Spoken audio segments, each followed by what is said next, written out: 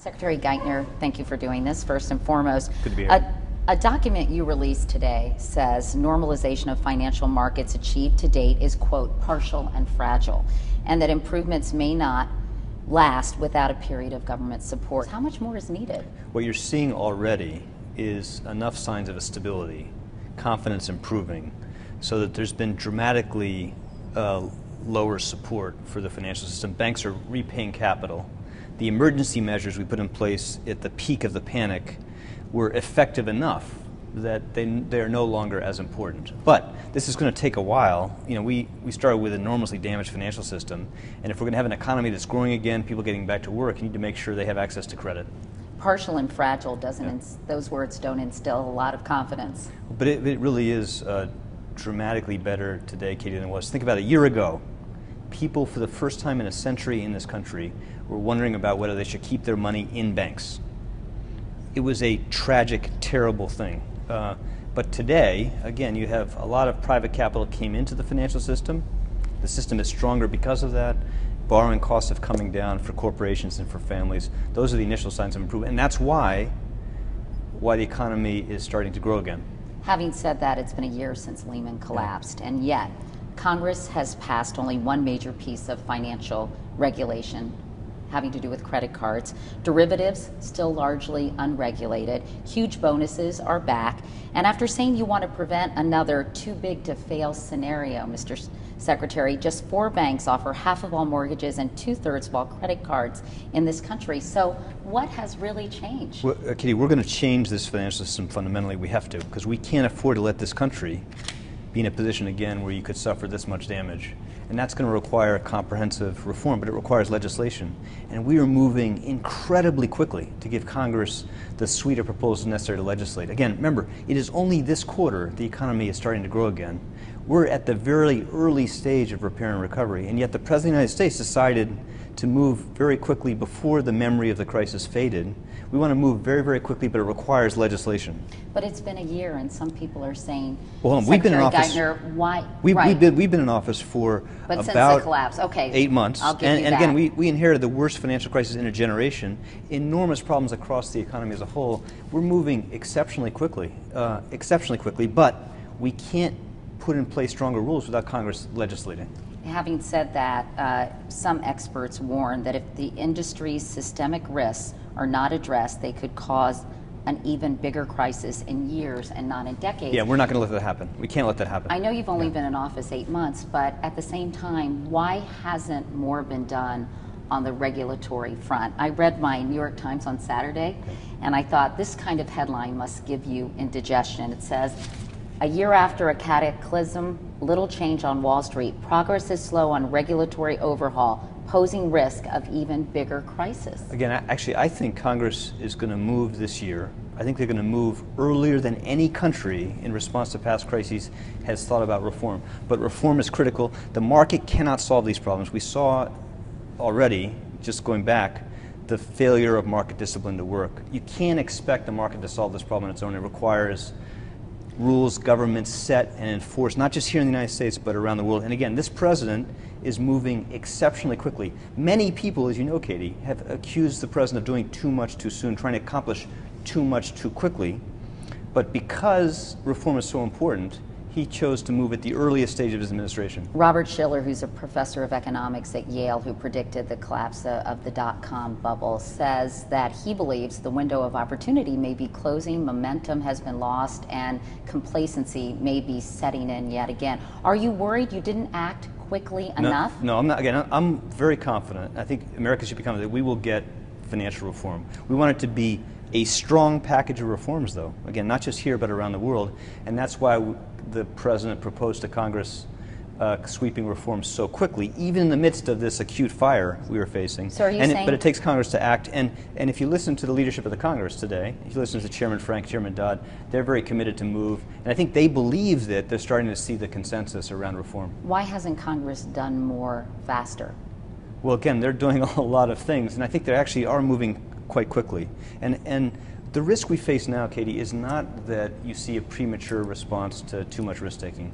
The risk we face now still is that people aren't taking enough risk. The risk we face after years of excess, taking on too much risk and leverage, The risk for the American people now is that people are sort of too tentative still. So we do have a time, not a long period of time, but we do have a time now to work over the next few weeks and months to get this right, get it in place. But aren't banks taking a lot of risks? I mean, there's a big difference between banks taking risks and individual consumers taking risks, again, right? Banks too, as a whole, and this is what happens after you go through these kind of bubbles, is that people overcorrect. And they go through a period of taking too little risk, they pull back too much, and that's what makes the risk of recession deeper. So you need to make sure that companies who are viable, families that are viable, have access to credit. And so that's why we've worked so hard to get this financial system more stable, get it back on track. But obviously we need to move on to reform. But I'm quite confident we're going to see a strong package legislated by this Congress. Let me ask you about bonuses, because some firms cutting back on them are actually raising salaries.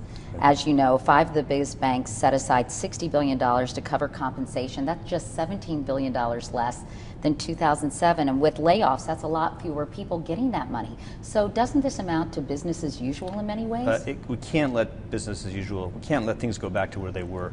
You know, what happened in compensation was really terrible. It wasn't just the size of the packages, and they were, I think, offensive to many people just looking at the spectacle of what happened here in New York.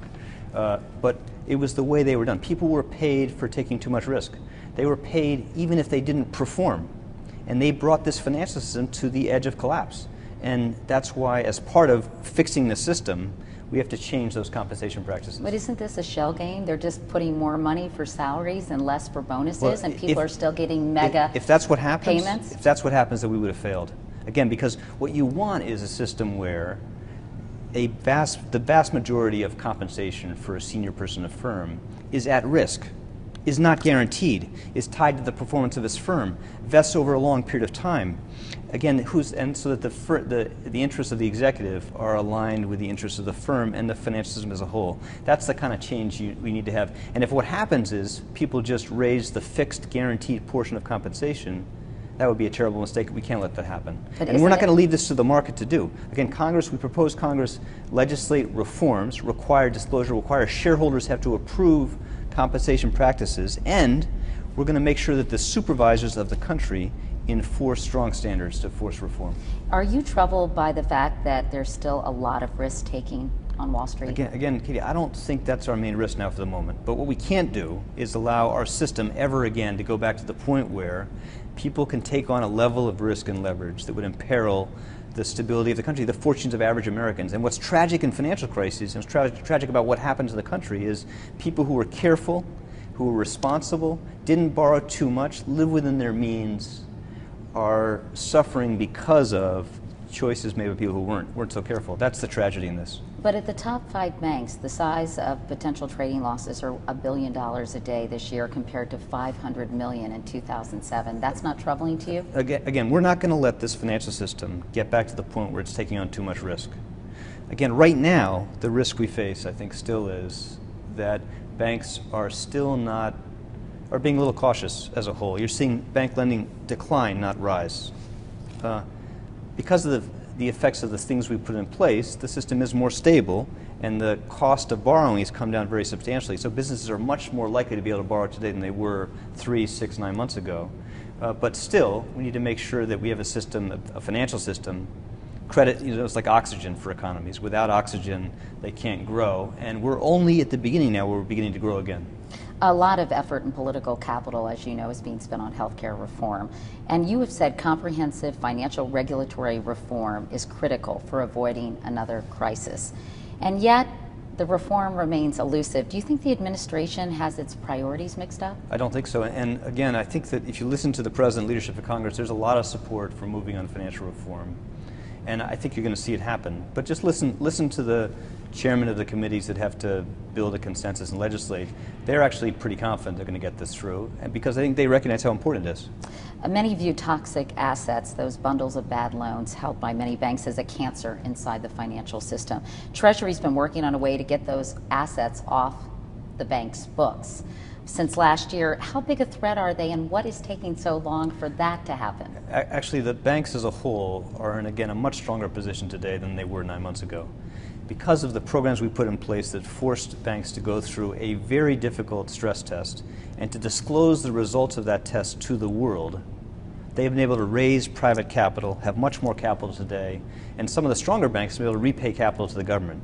What that means is that these legacy assets, these real estate loans, these bad loans that many banks made, are much less damaging to the system, much less of a source of risk. And so, again, the best test of what we've done is the cost of borrowing coming down to a level that's more reasonable given the state of the economy as a whole, and the cost of borrowing has come down dramatically.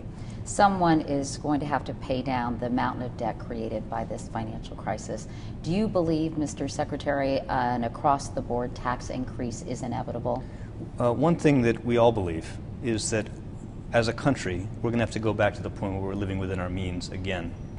This crisis came in part because we borrowed too much. We allowed too much leverage to build up in part of the financial system. And many families across the country did borrow beyond their means. And I think people recognize that these deficits are unsustainable, and if we're going to have a stronger economy in the future, we have to bring them down. But our first challenge, Katie, is to get the economy back to the point where it is growing again, people can get back to work. Is an across-the-board tax increase inevitable? I don't think so, no. The president committed in the campaign not to raise taxes on people earning less than $250,000 a year. He's committed to that. You saw early in his administration support a recovery plan to cut taxes for 95% of working Americans. Those basic values are going to shape the policies he proposes to the country. It's going to be difficult for us to get through, but we can do this. This is a problem we can solve. As you know, a lot of people say taxing the wealthiest Americans is just not going to cut it. You're going to need to do more. You're going to have to increase taxes for the middle class and small businesses. Katie, I said what the president's committed to, and he made that commitment in the campaign, and it's going to shape, those values will shape his approach to governing. So you can say right now, Mr. Geithner, I can say that he committed in the campaign not to raise taxes on people earning less than $250,000 a year, and that as you saw the Recovery Act he helped shape, we cut taxes on 95% of working Americans, and as we get ourselves back to the point where we're growing and we reduce our long-term deficits, we're going to do so in ways that don't add to the burden on middle-class Americans. So you can pledge to me right now there will be no tax increase on middle-class Americans or small businesses. I can repeat to you his commitment to the American people. But things have changed since he made that commitment. Do you right, still believe that? But Katie, let's just step back for a second. We started this administration with enormously high deficits that were a consequence of a long period of borrowing to finance the commitments, new commitments by the government, expensive commitments of the government. And we started with a huge deficit caused by the worst recession in generations. Now, to fix that problem, we've had to do some temporary but necessary things. And we're committed to winding those back, winding them down, reversing them as quickly as possible. And you're already seeing the signs of us delivering on that by having banks repay capital, have the government support for the financial sector start to wind down. And that's a sign of progress. And you should see that as a sign of commitment by this president, this administration, to get out of this as quickly as it's prudent to do so. Today's Treasury Department plan for the next phase of financial stabilization says TARP, quote, provides a critical backstop for financial stability. It will expire at the end of the year unless you ask for an extension. Do you think you will? I don't need to ask for an extension. I need to inform Congress that it's appropriate to do so and explain why. But Katie, one important lesson of financial crises is that governments tend to not just act too late. They tend to underestimate how severe it was, as many countries did in this crisis, but they tend to put on the brakes too early, and in doing so raise the long-term costs of fixing these problems, and we're not going to make that mistake. So what I can say is we're already bringing down the emergency assistance to lower levels, and we're going to keep providing support necessary to help make sure that we're helping this housing crisis get back, this housing market get back on track, that businesses can borrow again, that consumer credit markets are working better. And that's going to take, whatever that takes, we're going to do that. Will you extend TARP funds? Haven't made that judgment yet, but if we think additional support is necessary, then we're going to go do that because we think long term that will be cheaper for the country. 3 more banks failed last week, bringing the number to 92. According to the FDIC, 400 banks are at high risk of failing. Most of them are smaller community banks that help small business and create jobs. How alarmed are you by that number? FDIC is doing a very good job of helping managing through that problem, and you're right to underscore the fact that there's still challenges ahead for this financial system. It took us a long time to get into this mess. It's going to take us a while to get through it. But I think we're in a much better position today because the Recovery Act is getting traction. We have growth starting again. There's more confidence in the financial system. Borrowing costs are down. We're in a much stronger position today to get through this. So is the recession that began in December of 2007, in your view, over? Katie, I'm not an economist, and economists don't know that much about the future, much less the very recent past. But most economists today think the economy is growing now for the first time. So would you say, in your estimation, the recession is over? Again, they're likely to conclude, but that's a job for the economists. They're likely to conclude that it ended already. But our test, the test of our responsibility is to get the economy growing so it no longer requires support from the government, so we get people back to work. Businesses are growing again, not shrinking. The White House said last week the government has only spent a fifth of the stimulus money. Why so little? That's not quite right. $151 billion? Let me just step back for this very important question. Stimulus had a bunch of tax cuts for individuals and businesses. Those were announced, took effect right away, even though their impact is spread over a 2-year period of time. Right. Also had very substantial immediate support for state and local governments, so that states didn't have to fire thousands of teachers, firemen, policemen. Those actions took immediate effect. The stimulus also had a bunch of programs to improve infrastructure of this country. And that took a little bit longer to get going, but actually we're ahead of schedule on that front. And that's going to be very helpful for us, because that means that over the next 3, 6, 9 months, you're going to see significant additional support start to come on stream. The stimulus program was designed to provide support for 2 years, because this was such a challenging recession. And you're seeing it, as I said, starting to get traction. I was in Cleveland a few weeks ago, and even in that part of the country, facing just enormous challenges, you could see small businesses start to say, now we can start to see the impact of these programs now. A lot of Americans may think the stimulus package isn't really working, that not enough has been spent, right, and not enough jobs have been created, even though many jobs have been saved. Right. What would you say to those people? I would say that they're right that we're only now starting to see growth. Unemployment rate is still at unacceptably high. We're still losing jobs net as an economy, although at dramatically lower pace than we were at the beginning of the year. But things are we're making progress though, and growth is just the beginning. But it underscores the fact that we're committed to stick through this until we get the economy back on track, people are back to work again. But just at the beginning, but we're here today with a more stable financial system, an economy that's growing, because of the impact of the measures the President proposed, Congress enacted. Isn't creating jobs really important? Obviously, saving jobs everything we're doing. But you all don't really differentiate between saving and creating jobs. You say the stimulus package has saved or created 1 million jobs this year. Isn't creating jobs so imperative? Of course. And what have you done on that front? Of course, the ultimate test is that we have an economy, again, that is creating jobs on net. And we're now approaching the point where that seems relatively near. Again, economists, I think their basic judgment now is that the economy is going to start creating jobs on net sometime over the next 3 to 6 months. And that means the unemployment rate will start to come down. But you're absolutely right. That is the critical test of everything we're doing. That's what we will be judged by. And that's why this government moves so quickly to try to do so much. I know you say move so quickly, but yet what's taken so long to create these jobs, I think, is the question. Well, Katie, this is a big hole we inherited. It took a long time to get to this point. I think everybody understood that it was going to take some time to get out of it. I actually think that we are ahead of what was a realistic expectation when we took office. The President's economic team, met with him in Chicago in December to talk about the challenges the country faced and what it was going to take. And I don't think there was anybody in that room at that point that could have told the President that we would be this far along, this far back from the abyss, only 9 months into his administration. As you know, economic growth is powered by consumer spending. And a recent Gallup poll found that 70% of Americans are cutting expenses. Household borrowing is dropping sharply at a clip of more than 10%. So what out there, Secretary Geithner, might light a fire under the economy and create sustainable growth? It's going to come gradually, but the first step is to pull the economy back from the abyss, to put out the fire that was so damaging to confidence and activity. And you're starting to see the signs of that happening.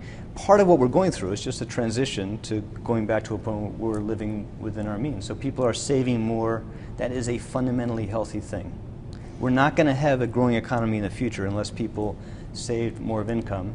And a lot of that's already happened. We're borrowing dramatically less from the rest of the world. When we started, we were borrowing between 6 and 7% of GDP a year from the rest of the world. Now that's fallen to about 3. Again, people are saving more. Those are helpful signs of transition. Is the final lesson of the financial crisis in the modern era, is that only the government and not players in the free market can keep a financial panic from pushing the entire global system into oblivion? And if so, what are the implications of that assessment for capitalism? Market discipline in financial systems does not constrain risk-taking leverage enough. That's why governments have to regulate financial activity, do a much better job of putting in place rules of the game. If we learn anything, we've learned that. Shouldn't have had to learn it with this much trauma, but this is not, financial systems by definition can't self-regulate. And markets can't solve financial crises. You had a lot of people in the midst of this crisis, as it gained momentum, saying we should let this thing burn itself out, it'll take care of itself. And look what happened to the country. Look what happened to this economy. Look at the global economy in the last quarter of last year. To solve a crisis, this is a lesson we learned in the 30s, Japan learned in the 90s, countries around the world have learned. Governments have to act with enormous force and speed. When they don't do it, it causes a lot of damage. It's more expensive to solve longer term. Having said that, do you think the Treasury's involvement in the free market and some of the solutions that you put forward in terms of bailing out the auto industry or with TARP funds, in a way, has that fed the anti-government fervor we now see permeating many corners of society when it comes to healthcare reform? I think you see enormous anger, frustration, and anxiety about what's happened to the country, and concern about where we're in and what that means for the future. But again, the basic lesson of financial crises, and it's a difficult lesson, is that if governments don't act in the midst of the storm, you see enormous damage. Again, look what happened to the country in the last quarter of last year. After the failure of Lehman Brothers. Look what happened. Look how damaging that was. You had thousands of companies fail who shouldn't fail. You had millions of Americans lose their jobs who did not need to lose their jobs. It requires governments acting. And we have less capital in the financial system today than when I took office. We've had banks repay $80 billion of capital. We're showing a concrete lesson of the experience. If you do enough, then you'll solve it more quickly. It'll be cheaper. We'll be able to get out of the financial system as quickly as possible. And do you really feel that you have done everything in your power as Treasury Secretary to put systems in place as quickly as possible to prevent a financial crisis of this magnitude from ever happening again? Absolutely not yet. But as I said, that requires Congress legislating reforms. You can't do that without legislation, and it has to happen here and around the world. But what we did is, in the early months of this administration, we proposed, again, the most sweeping reforms this country has contemplated in decades. And how confident are you that Congress will enact those? And I'm very confident they're going to enact it because, again, I think people understand that this was just terribly damaging, and it's not going to fix it on itself. It's going to require stronger rules of the game, requires legislation. And you're not worried the window's closed? Again, that's why we need to move quickly. That's why we move so early, because you don't want people to forget how bad it was. And change in these areas is hard, because it affects a lot of interests, and you're seeing a lot of people resist change. But that's why it's important to do. And if you ask people whether they believe in the need for stronger reform, it's something that has very broad support, I think, on Capitol Hill, around the country, around the world, and it should. All right. Treasury Secretary Timothy Geithner, thank you so much. Nice to see you.